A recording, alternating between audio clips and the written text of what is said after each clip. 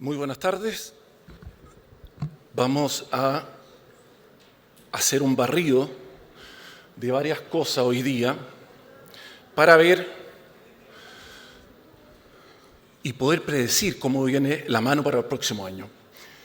Vamos a pasar inicialmente por un tema macroeconómico país, después un aterrizaje en precio, insumo y flete, que es lo que ha ido pasando, la situación ya de la ciruela en sí, algo de precios internacionales y fuertemente el tema de mano de obra. ¿Qué es lo que ha ido pasando con el tipo de cambio? Que para qué los voy a convencer a ustedes de la importancia que tiene. En general, históricamente en Chile hemos tenido alza en el tipo de cambio con crisis externas. Entonces, crisis asiática, subprime, pero ya desde el 2014-2015 tuvimos la capacidad, nos capacitamos como chilenos, para poder hacernos autotacle nosotros mismos. Entonces no era necesidad de esperar que pasara algo afuera, y fue la reforma tributaria primero, después fue la crisis social, y hoy día ya tenemos un tipo de cambio que ya está más alto como tendencia. ¿Cuál es la razón de eso? Bueno, que Chile vale menos. No más que eso. Chile vale menos. Entonces teníamos antes un cierto tipo de cambio al cual estábamos acostumbrados y hoy en día tenemos otro tipo de cambio que está más arriba, que es el tipo de cambio que nos vamos a tener que acostumbrar. En general, yo soy productor de fruta, yo estoy muy feliz cuando sube el tipo de cambio. El punto es que el país no está tan feliz. Ahí está la línea de intervención del Banco Central. Para frenar esa alza, el Banco Central tuvo que ofrecer al mercado 25.000 millones de dólares, que era la mitad de las reservas que tenía el Banco Central. No alcanzó a gastarlas todas, y eso fue bueno porque nos quedamos con reserva. Fueron aproximadamente 18.000 millones de dólares que tuvo que poner para que el tipo de cambio bajara a precio un poco más razonable. Y este dato es muy importante porque la correlación entre tipo de cambio y valor del cobre es muy, muy alta. Entonces, teniendo el cobre sobre $4, eso hace que el tipo de cambio baje, sobre los 4 el tipo de cambio baja y bajando de los 4 el tipo de cambio sube. Y esto me resulta profundamente preocupante. En 14 años, gracias a los distintos gobiernos de distintas tendencias políticas, logramos pasar de tener un 18%, 17% del PIB en ahorro, pasamos a casi el 20% de PIB en deuda. O sea, un 40% de nuestro Producto Interno Bruto anual fue el cambio en 14 años. Eso significa que pasamos de ser un país que ahorraba, que las vacas gordas juntaba platita para las vacas flacas, a ser un país que se la pasó de farra en los últimos 14 años. Y uno podría discutir en el caso del COVID, que fue un factor suficientemente potente como para poner dinero arriba de la mesa, pero 14 años, demasiado. Y así ha ido aumentando la deuda externa a nivel país. ¿Qué ha pasado con el PIB agropecuario? Se mantiene en un nivel relativamente bajo, del orden del 3%, a pesar de que va creciendo nominalmente, porcentualmente ha ido decreciendo. Estos datos están bastante actualizados y vemos que la inflación se disparó y las tasas de interés se dispararon. Comprarse hoy día una casa con un crédito hipotecario es complejo y lo bueno es que habría un quiebre en el alza de la inflación. Deberíamos terminar en un dígito este año, pero vamos a seguir con una inflación más o menos alta y igualmente complejo con tasa de interés bastante alta. ¿Qué ha pasado con el precio de los insumos y de los fletes? Esto lo hemos sufrido todos, fertilizantes que se dispararon, Yo no lo podía creer cuando una vez me cotizaron la urea a 1.200 pesos, cuando uno estaba acostumbrado a los 350. Y eso que era exalumno mío. Y en general todos subieron. Y aquí además vino la guerra de Ucrania-Rusia que afectó mucho. Y aquí un alza en los fletes, particularmente en los fletes marítimos, también fue en flete aéreo, pero el marítimo se multiplicó por 5. La buena noticia es que ya han ido bajando. No creo que vayan a llegar exactamente a los mismos precios prepandemia, pero ya por lo menos estamos con precios decentes. Y aquí vemos una fuerte bajada de distintos containers, especialmente a China. Precio petróleo alto, muy alto, con la buena noticia que una cierta tendencia a la baja. Bueno, y los que nos convoca hoy día, ¿qué ha ido pasando con la situación de la ciruela para secado?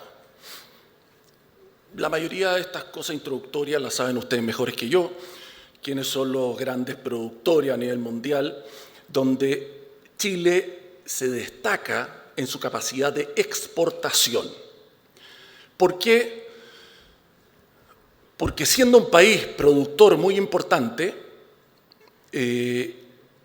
¿por qué se destaca como exportador? Porque casi no comemos ciruela en Chile. En Estados Unidos tiene una producción enorme, pero la mayoría de la ciruela se la consumen internamente. Entonces tenemos una capacidad de exportación enorme y eso quiere decir, en castellano, que lo que haga Chile pesa y tiene un efecto importante en el mercado mundial. O sea, aumento de producción o disminución de producción en Chile van a tener un efecto significativo en los precios internacionales. Y lo otro que se puede apreciar en este gráfico es que si sumamos la exportación de distintos países hace 4 o 5 años atrás y sumamos la exportación que hay en los últimos 2 años, tenemos una sumatoria que es menor hoy día. Entonces hay efectos de una caída fuerte en Francia, las exportaciones de Estados Unidos no se nota tanto, pero la producción interna bajó, Argentina que varía mucho, y finalmente tenemos menos kilos transándose en el mundo. Aquí yo hice un estudio con calibres y les puse los precios del año pasado para ver cuánto incidían los calibres. Me llamó la atención, yo produzco cereza y ahí el calibre es blanco y negro. O sea, si uno produce L, XL, Jumbo, hasta el Jumbo hoy día ya vale poco. Acá el efecto del calibre, con esa distribución absolutamente y radicalmente distinta, varía, pero no tanto. Y ahí entramos en un dato de que en las últimas 2 temporadas se ha pagado bastante bien los calibres muy pequeños. Incluso esta la pepita que nombran, que no tenía precio, ya tiene precio. Eso, claro, es una excelente noticia para el corto plazo, para la venta de este año, pero en el largo plazo se va a volver y vamos a volver a tener una diferenciación en calibre muchísimo más importante. Yo calculaba que al calibre 120, 140, 5 años atrás, entre ese calibre y el calibre más grande, 30-40, hace unos años atrás teníamos una relación del 8%. O sea, a mí me pagaban por el calibre chico, 120, 140, el 8% que es lo que pagaban por el calibre grande. Obviamente todos los precios estaban más bajos, pero esa era la relación. Hoy en día es un 25%. Entonces el calibre chico me lo están pagando relativamente muy bien. Y eso va a ser el primer golpe a la industria cuando los volúmenes se restablezcan, que aquel que no esté con buenos calibres y por alguna razón, con justificada razón, le haya dado a la cundidora estos años, porque finalmente hoy día se está pagando por kilo producido, el efecto de los calibres no es tan importante, en un año ya más normal, con precios más promedio de los últimos 10, 15 años, lo que más se va a resentir son los calibres pequeños. Y este dato a mí me dejó preocupado. Si vemos la producción, el consumo mundial, año tras año se ha mantenido bastante estable. Pero si vemos el consumo per cápita, va en una disminución bastante drástica. ¿Y eso qué significa? Somos cada vez más en el mundo, por tanto mantenemos la producción, pero por alguna razón el consumo va disminuyendo. O sea, la cantidad de gramos que consume cada persona en el mundo va disminuyendo. Y eso no es una buena noticia. Eso quiere decir que va a haber que reinventar esto de alguna manera. Le vamos a pedir al expositor que viene después que lo haga. Reinventar esto para que el consumo per cápita aumente. Porque si no, es un mercado que se está achicando cada vez más. Y por tanto, manteniendo los kilos y no aumentando como lo que está sucediendo, vamos a estar en problemas. Y este es un estudio grueso, rentabilidad. Los datos son datos empíricos, un productor de la zona Rancagua de 66 hectáreas, para que dimensionemos más o menos la economía a escala que puede tener o no tener. Y vemos los precios que van cambiando en forma significativa, casi un 80%. El 2018, 2019 y el 2020-2021 se duplica. Y eso significa que la utilidad puede andar entre 2,4 millones, como ocurrió el año 2019-2020, saltar a 13 millones por hectárea, como fue la temporada 2020-2021, o casi 12 millones la temporada pasada. Es una diferencia enorme, enorme. Porque finalmente no nos interesan los ingresos brutos, nos interesa cuánto nos queda en el bolsillo. Y varía muchísimo. El precio promedio, claramente, históricamente, no había superado, salvo años excepcionales, los $2. Entonces, la verdad es que si miramos en un mediano plazo, no vamos a mantener los precios de estas últimas temporadas y nos vamos a acercar más bien al $1,50. ¿Qué ha ayudado la exportación de ciruela en fresco? Del orden del 20-25%, que ha disminuido el volumen de ciruela en un país que tiene mucha importancia en las exportaciones mundiales, por tanto, se nota esa exportación, que aquí ustedes la pueden ver, es del orden del 20-25%, lo que se saca de la ciruela que va a ir a ser deshidratada, secada, yo la saco y la envío a China principalmente, y por tanto es un volumen que saqué de la potencial exportación. Está todo en kilo seco, o sea, son comparables. Y otro tema importante y que es una de las grandes gracias, una de las grandes ventajas que tienen todos los cultivos, todos los frutales que se pueden deshidratar, que se pueden poner en agroindustria, o los frutos secos, que requieren muy poca mano de obra. La cantidad de personas en el agro va en franca caída, cerca del 8% y menos de la población de los que trabajan en Chile están trabajando en el agro. Este dato es muy interesante.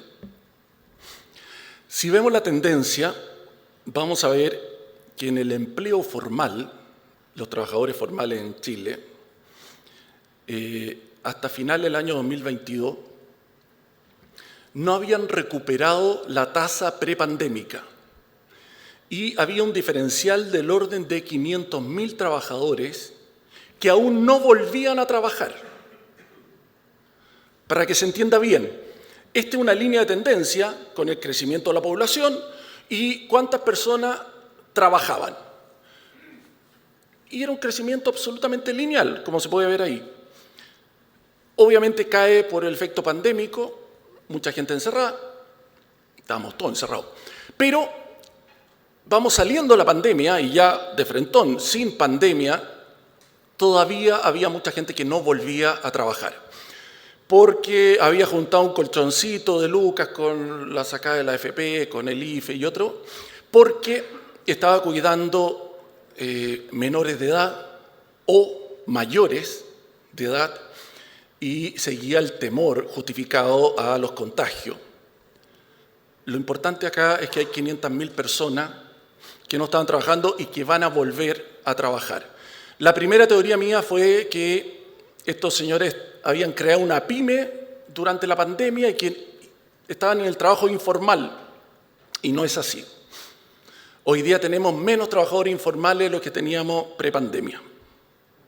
O sea, de frentón son personas que deberían estar trabajando y por alguna razón, que podrían dar la receta, han logrado mantenerse sin trabajar. Y tenemos dos grupos en rojo, todos aquellos frutales que son intensivos en mano de obra, que requieren mano de obra en forma muy importante, y aquellos frutales que son mecanizables. Y eso quiere decir de que yo puedo, principalmente la cosecha, pero incluso raleo y poda, puedo hacerlo con máquinas bajando enormemente los requerimientos de mano de obra. ¿Y esto por qué es muy importante? Porque la cantidad de hectáreas dedicadas a la fruticultura ha ido creciendo en forma significativa a través del tiempo.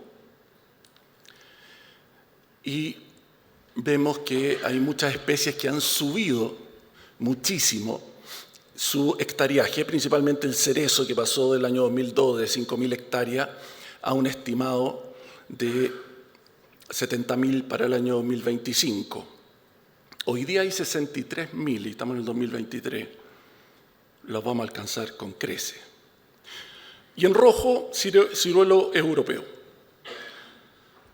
Obviamente, principalmente Dayan, entre el 2002 y el 2010, más que se duplica. Y de ahí se ha mantenido más o menos estable. Ojalá se mantenga estable. Porque un crecimiento en el hectareaje en Chile tiene una repercusión en el mercado exportador mundial que necesariamente va a golpear los precios. Necesariamente va a golpear los precios. Entonces, no hay una capacidad de aumentar el volumen, por muy tentador que se hace en estos años con muy buenos precios, y que va a ocurrir. Conversaba yo con dos viveristas hace poco y le preguntaba qué había injertado en Nemagar o en Mariana de ciruelo, pensando en ciruelo japonés. Y me decía, de ciruelo japonés nada, todo ha sido Dayan, algo de Tulare y un poquito un polinizante. ¿Qué ha pasado con los trabajadores en el agro?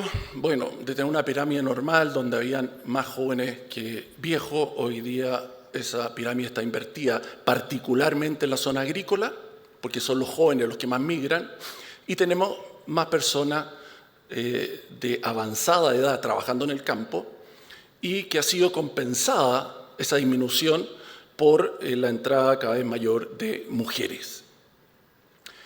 Y también ayudó mucho en el tema mano de obra, el tema de migración. Tuvimos un salto en la cantidad de migrantes en Chile que fue horrorosamente alta. Que entren inmigrantes a Chile puede ser excelente, pero que entren todos juntos necesariamente es complejo, porque tiene efectos positivos sobre la mano de obra, pero muy negativos sobre temas de salud, temas de escolaridad, temas de vivienda, etcétera, etcétera. Pasamos de tener 400.000 inmigrantes a tener 1.200.000 inmigrantes o 1.400.000. O sea, hubo 1 millón de personas que entraron a Chile, el 5% de la población. Crecimos de un día para otro en un 5%. Y cuando digo un día para otro, es entre el 2017 y el 2019. Fue de un día para otro.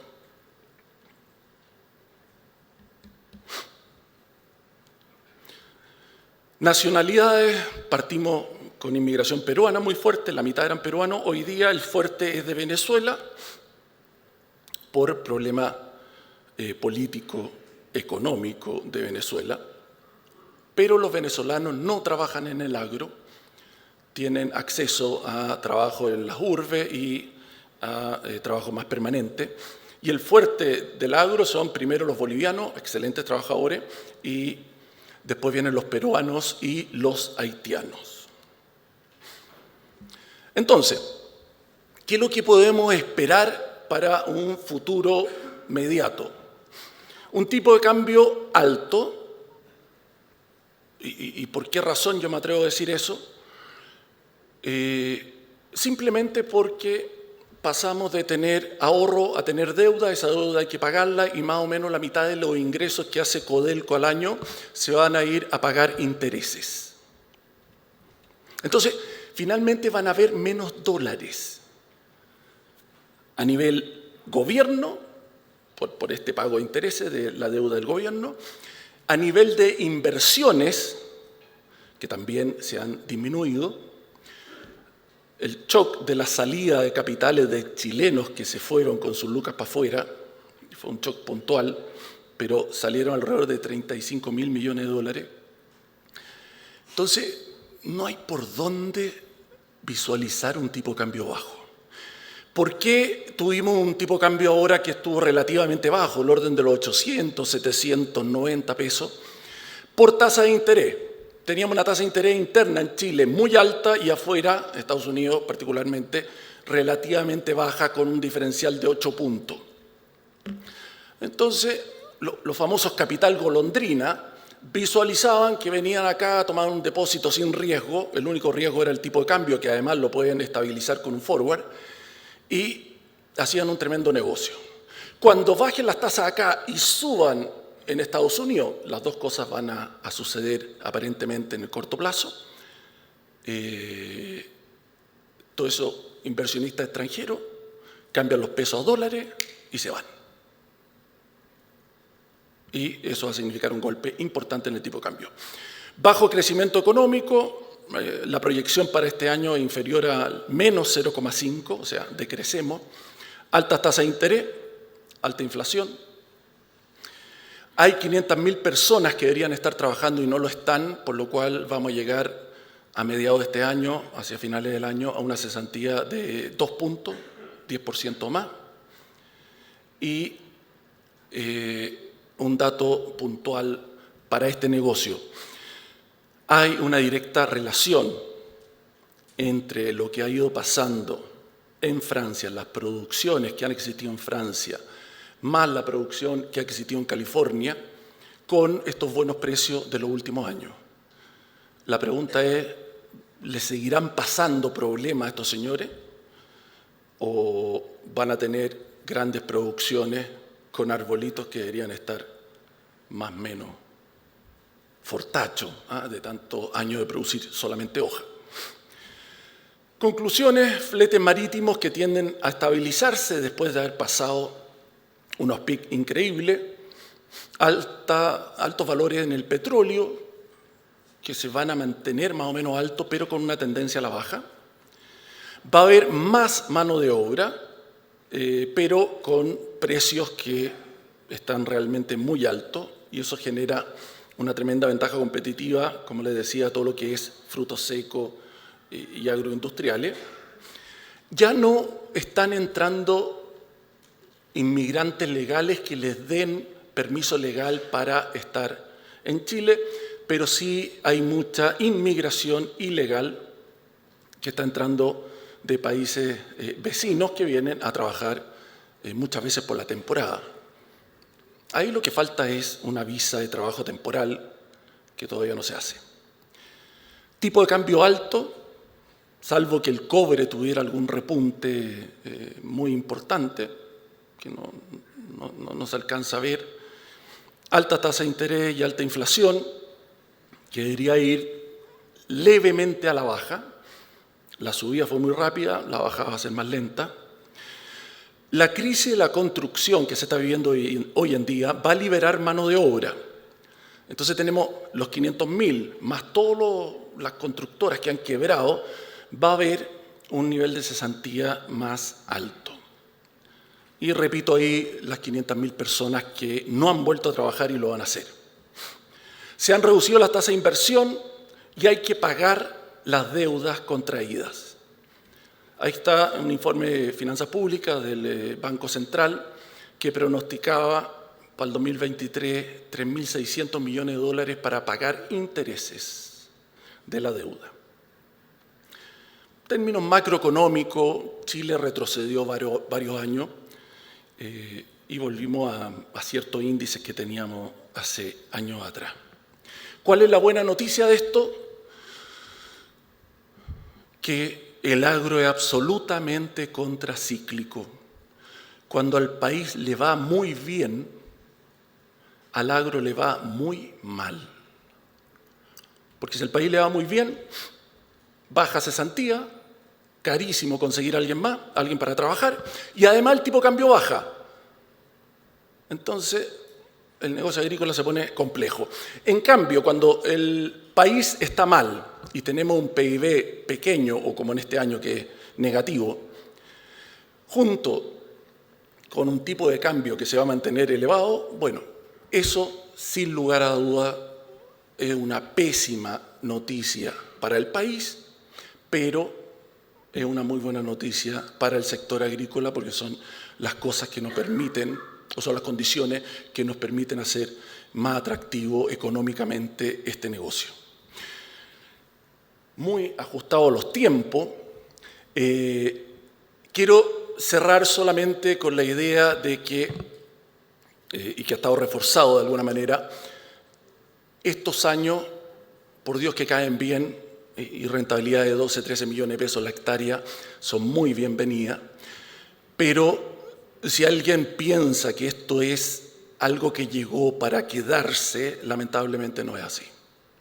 Son ciclos, por las razones que hemos visto, de productores que no pudieron, por distintas razones, producir lo que deberían producir. Y lo más probable es que esto genere una plantación, particularmente en Chile, donde somos los campeones para trabajar los frutales como si fuera trigo, como si fuera un cultivo anual y un cultivo de 20 años. Me da lo mismo lo que pasó este año o el año pasado. Yo tengo que tomar decisión en base a el pronóstico de los próximos 20 años. Entonces, vamos a seguir con los ciclos históricos y van a venir años malos y van a venir años buenos, pero no podemos proyectar los precios de los últimos 3 años, o de los 2 últimos años, más esta temporada, como el precio que vamos a tener en los próximos 20 años y decidamos una evaluación de proyecto a partir de esos datos absolutamente sesgados y que obedecen a una coyuntura. Y aprovechemos ahora para pagar deuda y ahorrar un poquito. Señores, muchísimas gracias, que les vaya muy bien.